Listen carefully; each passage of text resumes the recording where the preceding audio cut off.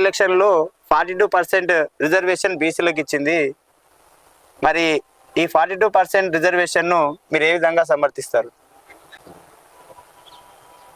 అంటే మీ మీ ఆలోచన ఎట్లుంది? సాధ్యమయ్యేదేనా ఇది?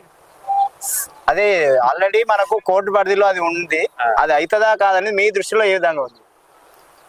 నాకు తెలిసి నాకున్నటువంటి అవగాహన ప్రకారంగా రిజర్వేషన్లు అనేది కులపరమైన రిజర్వేషన్లు కావచ్చు, మతపరమైన రిజర్వేషన్లు కావచ్చు, రాజకీయ రిజర్వేషన్లు, ఏ రిజర్వేషన్లు ఉన్నా కూడా కేంద్ర ప్రభుత్వం ఉభయ సభల్లో చర్చ జరిగిన తర్వాత, ఉభయ సభల్లో పెట్టిన తర్వాత దాని పరిధి రాష్ట్రపతి గారి దగ్గర ఏదైతే ఉందో అక్కడి నుండి జీవో వచ్చినప్పుడు అది సాధ్యమవుతుంది, అది అమలవుతుంది.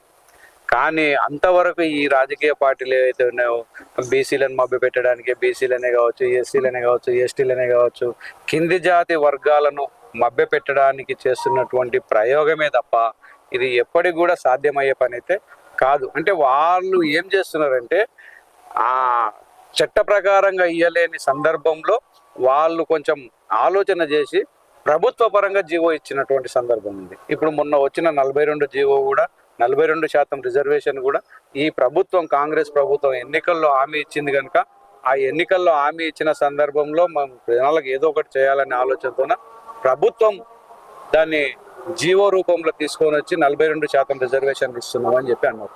ఇప్పుడు వీళ్ళు ఏమంటారు, కాంగ్రెస్ వాళ్ళు 42% ఇస్తున్నాం అన్నారు.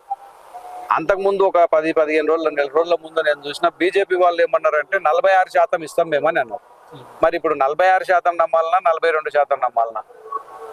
వారు 46% రాజకీయ పరంగా పార్టీల పరంగా ఇస్తారు, వీళ్ళు 42% పార్టీ పరంగా ఇస్తారు కనుక అది చట్టబద్ధమైనది అయితే కాదు. చట్టబద్ధమైనది కాదు కనుక రేపటి నాడు ఈ ప్రభుత్వం మారినా, ఇంకొక ముఖ్యమంత్రి ఏమైనా కర్మగాలి ఏమైనా ఇదైనా కూడా వాళ్ళు వచ్చినప్పుడు ఇది ఎందుకు పెట్టిండ్రు అని చెప్పేసి తీసేయడానికి కూడా ఆస్కారం ఉంది కనుక దాన్ని పూర్తి స్థాయిలో నమ్మే పరిస్థితి అయితే లేదు. దాని నుండి ఎలాంటి ప్రయోజనం లేదు. ఇంకొకటి, మొన్ననే కోర్టుకు పోయినరు, 42% రిజర్వేషన్ ఎట్లా ఇస్తారు మీరు, 50% రిజర్వేషన్ పెరుగుతుంది కదా అని చెప్పి వాళ్ళు కోర్టుకు పోయింది. కోర్టుకు పోయినప్పుడు కూడా ఏమవుతుంది, కోర్టు సరే ఏం చెప్తుందో రేపు వాయిదా వేసింది చెప్తుంది, ఏం చెప్తుందో.